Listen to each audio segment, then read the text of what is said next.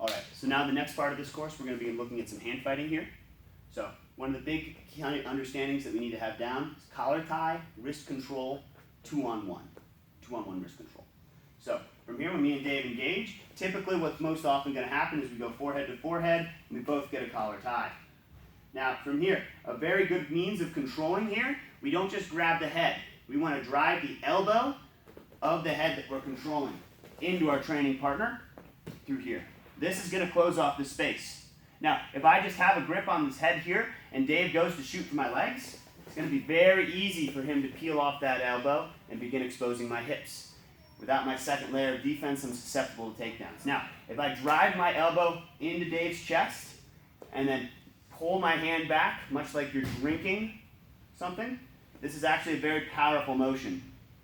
Pushing the head in, pulling the arm back, gaining head position.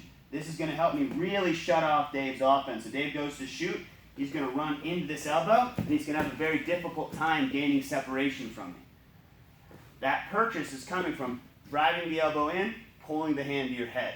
So it doesn't seem like a very powerful motion. You actually gain a tremendous amount of control over your training partner. So we have collar tie control. Then from there, our other hand is going to be looking for an inside tie. So if Dave comes up, gets inside. I'm always wanting to come to the inside. So is he. So this is going to set up a bit of a dynamic. We're both trying to circle in, control the inside tie. So Dave circles in with both hands, controls the inside tie.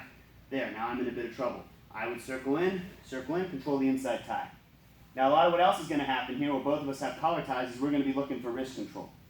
If I can control Dave's wrist here, this is going to give me a big advantage.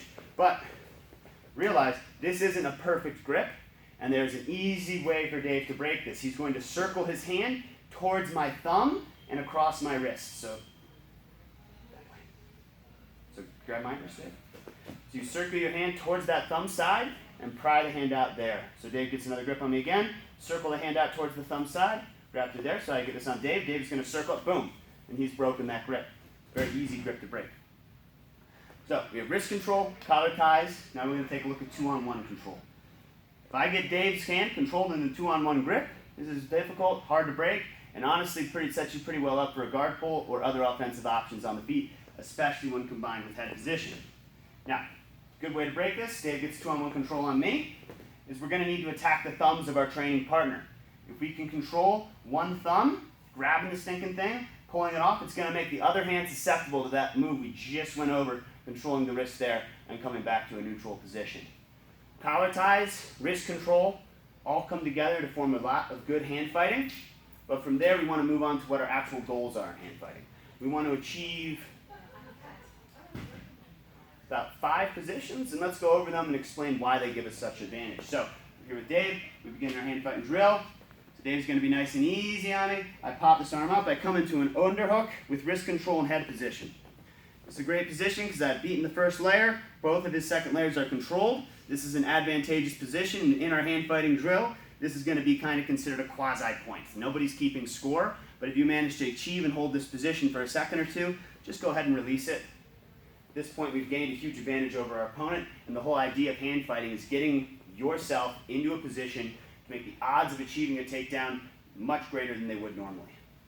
Second position we're going to be looking for is double underhooks, possibly with our hands locked, not necessarily. So we begin our hand fighting drill. I manage to get head position. I get one underhook. I get another underhook, step in, lock my hands, or have them up through here. Once again, I have the first layer of defense beaten and the second layer of defense beaten as well. This exposes Dave's hips to trouble. So once again, if you can hold this position for a second or two, you get an imaginary point. Great job. Let it go. Move on to the fight again. The next position we're going to be looking for, if we can shuck Dave by or somehow get behind, either with an arm drag or with an underhook, just shucking him by over that way, taking his back, get control. Penetrated the first and second layer of defenses, exposing his hips. If you hold this position for a second or two, that's great. Let it go and release it. The fourth and final way in hand fighting that we gain a point is by shucking our training partner to the ground and getting their hands on the mat. Now when you're doing this motion, you're not just throwing the hands into the mat, you're going to jump your hips up and you're kind of flaring the whole front line of your body. So you kind of arch your hips in to gain a little initial preloading on the front line of the body, and then everything kind of contracts, like you form your body into a C, and it's going to form a fairly powerful motion. So So I'm going to throw you on pretty hard. So we're in here in our collar tie position. Dave starts locking up with me. He gets double inside control. I don't like this. So I'm going to take both my hands up through here to the top of his arms and down to his biceps while I just about right after I preload my hips. So I load, come through to here, I hit. I'm going to give a pretty significant hit here on Dave. Trying to get those hands to the mat there. Back up. Once the hands are on the mat, what does that expose for us? The first layer of defense, the head is out of position. The second layer of defense is out of position. That exposes the third. That's what we're looking for. So I'll go a little easier with Dave this time and show you the front headlock, what we're looking to achieve from here. So preload a little bit. Shock those hands down and say, Dave, just wind down for me.